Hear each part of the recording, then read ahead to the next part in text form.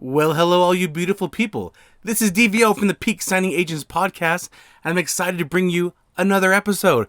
So, thank you for tuning in. At the time of this recording, it is Labor Day weekend of 2023. I love this time of year. It's fall. I just enjoyed over the weekend some college sports. I live in Utah, so I'm a big fan of the University of Utah. We have season tickets for basketball and volleyball and football, and so this weekend was both volleyball and football. The Utes won. It was a good time. We had a good weekend. I hope you guys are having a great weekend. Hope you have some fun plans for the Labor Day weekend. Maybe you're doing signings. I don't know. Are you willing to do signings on holidays? I'm very curious. Please put a comment if you're watching on YouTube. Put a comment if you do signings on the holidays or the holiday weekends. I actually don't mind myself. I actually had some, but they got rescheduled, maybe because the people realized it was the holiday and they said, actually, no, we don't want to sign on Monday. We want to do it next week. I don't know. Who knows? But anyway, I don't mind at all doing signings on holidays, except for Thanksgiving and Christmas. I don't like doing signings on those days. But anyway, I want to talk about something that I've been seeing a lot of. And this topic this week is going to be on, I'm seeing people selling their equipment. Like they're selling their printers, they're selling their paper, they're selling their scanners because they are no longer going to be doing the loan signing business for whatever reason.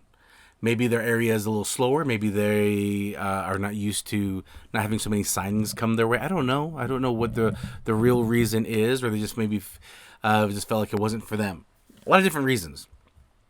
And I saw a lot of people because they're getting jobs. In fact, I've called a few people like, hey, I'm looking for a notary in this area. And a few people have told me, oh, I don't do signings anymore. I had to go get a job. And so I'm available mostly in the evenings or on weekends. I've had a lot of people say that to me as well. Just this week, I've seen probably 3 or 4 people selling their equipment in Facebook groups just this week. So I've seen it a lot lately. And I thought, let me talk about that because I don't want you or any of you to think that quitting is failure, all right? Because quitting is not failure.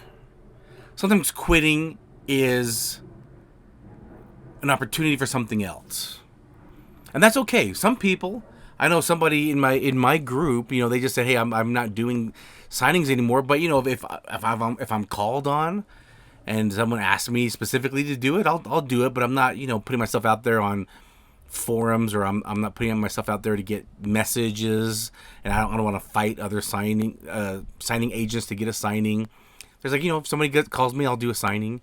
He even told me, like, Derek, if you need me, let me know. I'll be happy to do something for you. But he's just taking himself out for the platforms, and I don't know what else he's doing. But I'm seeing a lot of people doing that. And I just want you to know that it's okay. It is okay. There's nothing wrong with that. Sometimes it's that old adage of sometimes you need to take one step back to take 2 steps forward. And that's okay. That's okay. Failing is quitting before you even really get started. Now, some people are quitters. I get that. Some people are quitters. And they want everything given to them, and it's not as easy as they thought, and they have to actually put some work into it, and they didn't realize how much work goes into starting something like this, and then they quit, right? Those are just quitters. Those are I hate saying this too. There's another phrase I've heard people say called rainbow chasers, because they're always chasing the pot of gold at the end of the rainbow, and they jump from maybe multi-level to multi-level company, or they hear something and they try to start something and they quit it. I don't want to say that, but I mean, there's definitely some rainbow jumpers that get into loan signings, especially during the COVID boom. In fact, just this weekend, I was up in Oktoberfest here at the local ski resort. Ran into an old friend, and she goes, "Hey, I want to know about this notary thing because I know you're a notary, and I've had a friend ask me to do a loan signing for them on Halloween one time because they couldn't get anybody, and they just asked me if I could do it." And I was just curious more about it, and I just told them what it takes. And I think, I people that I hire, I want them to take a mortgage course, some type of loan signing course, so they understand how to read loans. They're not just saying, "Hey, I'll just notarize the pages that need to be signed by you that are important for me to notarize." It's not like that. Like, you have to walk them through the whole mortgage documents. And she's like, oh, okay, maybe I don't want to do that then. I mean, she didn't quit, right? She didn't even get started, but at least she was asking questions. Where some people just think it's so easy. I just have to watch people sign their name, verify it to them, and boom, I'm done. And then I'll get all these signings coming my way. They don't realize you have to actually put the work out there. You're actually putting yourself on signing service platforms. You're introducing yourself to signing services, or you're marketing direct. You're introducing yourself to escrow, title officers, mortgage officer, real estate agents, attorneys. You're introducing yourself to these type of people and networking with them and building relationships with them. So, a lot of work goes into it in this type of business. And some people think I just have to go get my notary commission and I just go out there and jobs will come to me and I'll just print documents and I'll just watch them sign and notarize, stamp it, and there we go. Just as simple as that. And nope, it's not that simple. As you know, if you're watching or listening to the podcast, it's not that simple.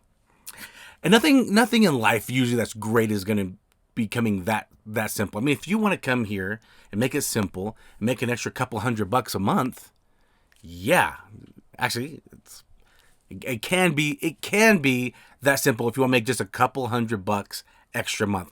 And you know what? There's nothing wrong with that. There's nothing wrong if that's how you want to run your business. Nothing wrong at all.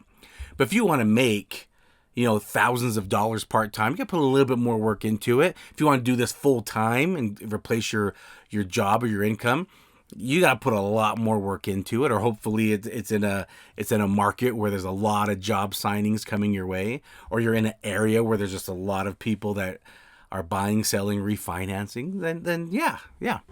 It can be a little bit more simpler, but it all depends. It all depends. But for the most part, for most of us, it's not going to come that easy.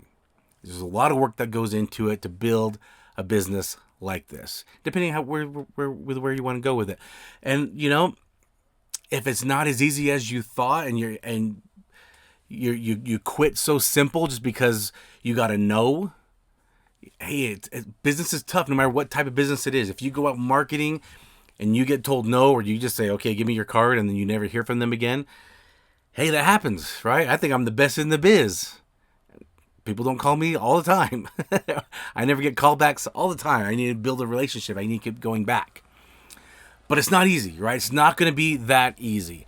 And if you've been doing this for a while, and because the market is the way it is, and the interest rates are up, and you were really putting in the work, and you were really taking courses and trying to get better, and it's just not working out for you, you're calling signing services up, you're marketing direct, you're doing everything you can to the best of your ability. You're taking courses, you're learning how to get better, you're listening to podcasts, whatever it is, you're watching YouTube videos, and you're still struggling. It's still not working out for you. You decide, I just need to get a job right now.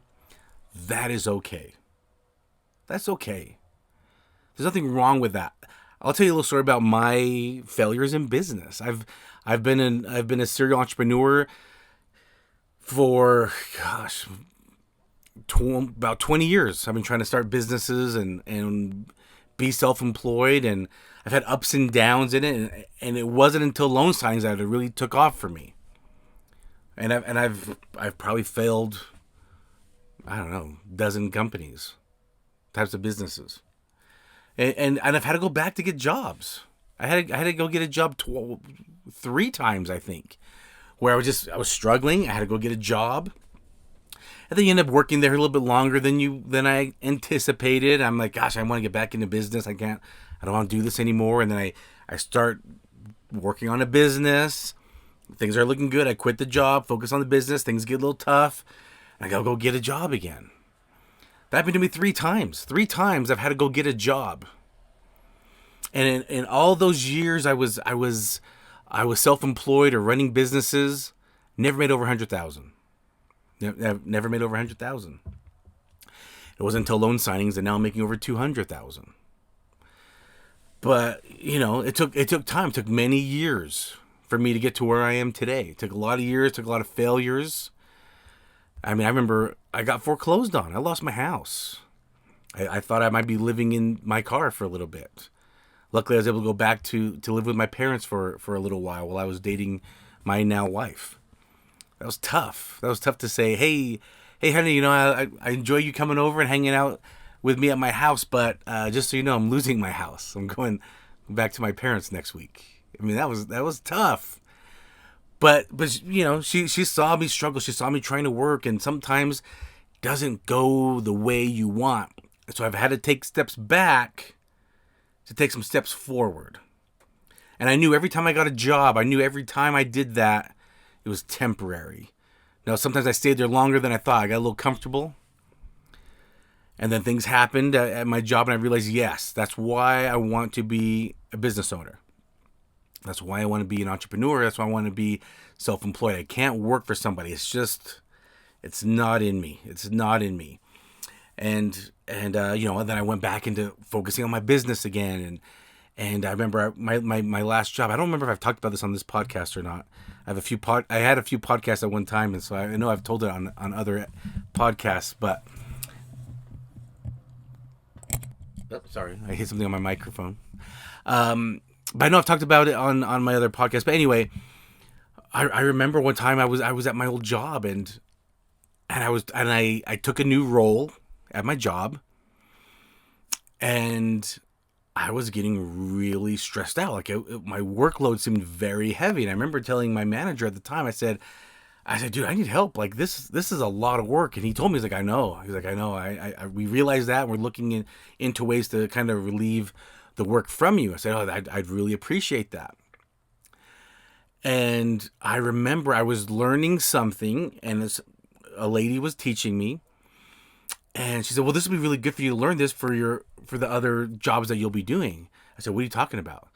She's like, for when you'll be doing this other job. I said, I don't know what you're talking about.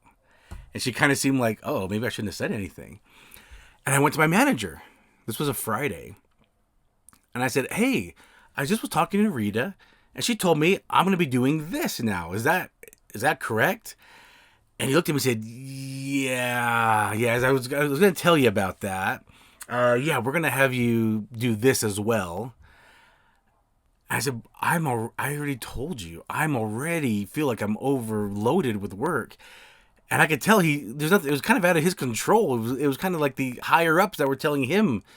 And he's like, I know, I'm sorry. And I said, okay, all right. And I went home, and I told my wife, and she said, just quit. And I said, what did you say? She goes, just quit. Like, you're good in business. And, I think the job's just holding you back now. I think you need to really focus. And I said, are you being serious right now? Because I'm all about this. It was a Friday. And Saturday, I thought it over a little bit more. And Saturday night, I started drafting up a resignation letter. And on Sunday, they were closed. They were closed on the weekend, so no one was there. I walked in, and all the lights were off. And I walked in, and I went up to my manager's office, and I just put my resignation letter down, and my badge, and the keys to my desk, and I just left my resignation letter there. And basically just kind of said, hey, I can't do this anymore. I need to focus on myself, on my business. And I walked out. And when I walked out, I went back through the staircase, and I got locked in the staircase. And it's a Sunday, right? And I panicked. I'm like, oh my gosh, I hope I am not stuck in this staircase over the weekend. This is not good. And I just keep walking down the staircase all the way to the main floor. And it took me right out to the main floor, and I had to walk back around the building to where we were parked. My wife and I, we drove there to drop off that resignation letter. But imagine, Friday I was stressed, and my wife said quit. Saturday I thought it over, drafted up a resignation letter. Sunday I walked in and quit. And that was for my finance business. And I thought, how else can I grow my finance business? And I thought, what if I was a notary too? Maybe if I was a notary, it would just give me more credibility. It would just make my clients more happy, as I'm the one-stop shop. So they come to me for all these things with finances. Hey, you need something notarized? No problem. I'll notarize it for you for free. Wasn't even going to charge my clients or my friends or family. And then it was a friend that told me, it's like, hey, I have a friend that's a mobile notary, and he charges this much to go travel to somewhere to get something notarized. And I thought, I'll look into that. And then boom, I started Googling it or something, and ran into Mark Will's of the loan signing system videos, and I had no idea it'd take me where I didn't even take the course, by the way. I just was watching his videos to learn, and I was doing it all on my own. And I just said, hey, you know what? I really need to get to another level at this. Because then actually, after a few months, I was noticing I was getting a lot of notifications coming in for signings, but I was saying no, no, no. And I finally was like, maybe I'll just start accepting some of these offers. I've been struggling in this finance career for a long time. Like, I'm good at it. I'm just struggling on going out there and talking and getting new clients. And for me, what I found out was person to person, maybe I'm not the best at it. When me as a person, and I'm going out there talking to other people to try to get business from them or make them my clients, I don't think I was as good as that. But me, as a business owner, walking into other businesses, now I'm going business to business, saying, "Hey, I'm a notary service. I'm a mobile notary, and I can help you and your clients get these mortgage documents signed." That was just a better fit for me. That's just something I found out of myself. And now my finance business is just kind of on the side there. I just have other people kind of running it for me now. Anyway, besides the point, but I've had to get jobs 3 times in the past. And if you're struggling right now and you're contemplating getting a job, I'm not telling you to do that. I'm not telling you not to do that. I don't tell people how to run their lives or run their business. I don't do that. I'm just saying, though, if you feel like you need to do that, you're not failing. If loan signings is your passion, if general notary work is your passion, or you feel like it can be, then you can do that on the side still, as maybe you have to go back to a job. Maybe you need to pay off some bills. Maybe you need to catch up on life a little bit. That's not failure. All right, quitting to provide for your family or yourself is not failing. You might be taking a step back, but if it's temporary, that's okay. I just want you to know that. Everyone that's selling their equipment, maybe you don't need to sell your equipment. Maybe you need to get a job and still do signings on the side. I don't know. I don't want to tell you what to do. Maybe someone's listening to this right now that's been on the fence about what they need to do. I'm not telling you what to do. I'm just saying you're not a failure. Okay, you're awesome. You're trying to do the best you can. You're trying to provide for you and your family the best you can. And maybe you think like me that business ownership is the way to do that. I mean, having a job was great and it helped. And, you know, I'll be honest with you guys sometimes. Sometimes I envy someone that has a job and they just work 8 hours and they're done. They just turn it off. I mean, I was making $25 an hour, 8 hours a day. That's $200 a day. It was about $50,000 a year. And I just went there and I worked for 8 hours and I was done. I could turn it off. I can go home. I can hang out with the family. I could watch TV. I could just be done with it all. But then life was boring for me. I don't know about you, but when I had jobs, it felt like the days and the weeks and the months and the years were just going by so fast. Did you ever notice that? You ever notice how everyone's like, oh, I can't believe, like right now, we're doing loan signings. I'm saying, okay, here's the date. It's August. I can't believe it's the end of August already. I can't believe it's the end of September already. I can't believe it's the beginning of September, October, November already. I can't believe Christmas is almost here. Do you hear that all the time? I don't feel that way anymore, but I used to. There's some science behind it. When you do the same thing every day, you take the same road to work. You take the same road home. You go do the same job and you do the same thing. You're in a routine. You're like a mouse on a wheel. You're running. And you jump off that wheel and where are you? You're still in your cage. That's why I failed at my job. Every single day. Even though I was getting comfortable, every day I still felt like that. There was a fire in me still. Even when I wasn't even thinking about business, I just knew I was going to go. For that day, I knew I was just driving to work, doing my job for 8 hours, and driving home and just watching TV and hanging out with the family.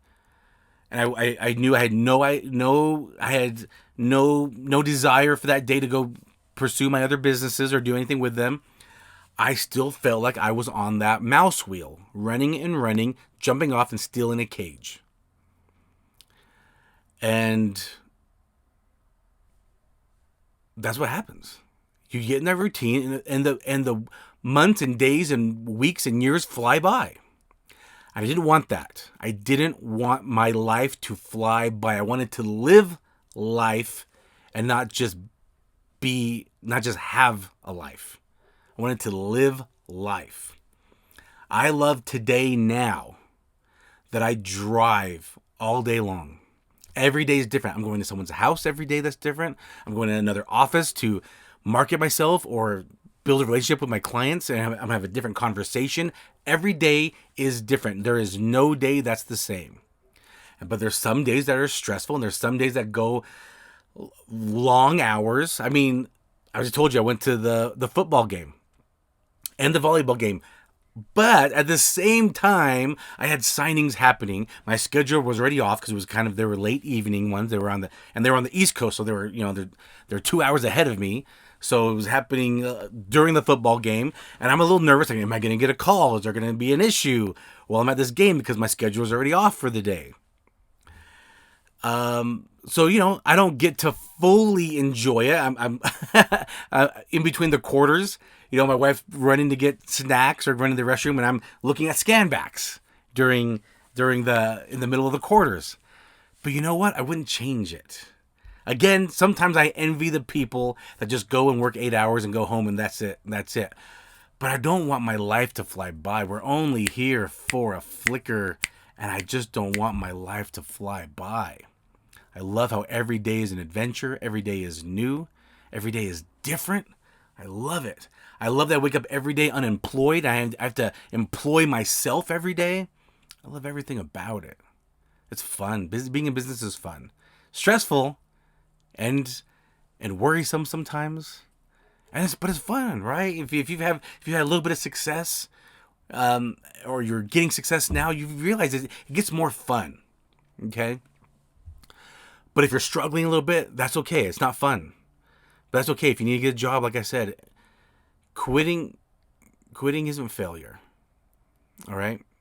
If you've been doing this for a while, or you really have put in a lot of effort and you've been really struggling for a while, I don't know if you guys know Mr. Wonderful, Kevin O'Leary from the Shark Tank.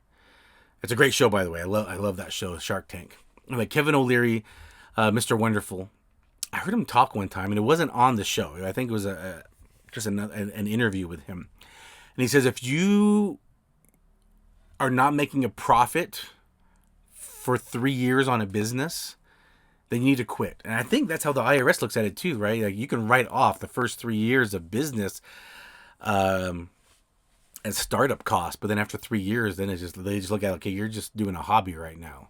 They just look at your business as a hobby if you keep losing money year after year. And anyway, Mr. Wonderful said that one time. I thought that was pretty good. He said, if you are not turning a profit after 3 years, it's time to quit it. Just let it go. Even if you put a lot of money into it, you just need to let it go. It's just a golden rule he lives by. And I thought, okay, I'm going to do this. I'm going to focus on this loan signings. And I'm going to give myself a year to see how things go. And then after 3 years, if I'm not doing well at it, I'm just going to drop it. Just forget all about it. I mean, luckily it's turned out great for me. But, let's just say someone here is kind of heeds that advice and they've been doing this for a few years and like, I just don't think it's for me, and you want to quit. Hey, that's okay. You tried. As long as if you really, really try, that's what I think is important. Anyway, I hope that helps. I don't want you guys to think that, having to quit is failing. It's just a temporary setback, and that's okay. I've had to do it many times. And here I am, thriving right now and really enjoying what I'm doing. So anyway, I hope that helps somebody out there. Keep being awesome, all right? Because just know you are awesome. You are an amazing person. I believe in you. You have a friend in your corner with me. I'm here to help you out. That's why I do the podcast. You deserve awesomeness because you are. I'll catch you on the next episode.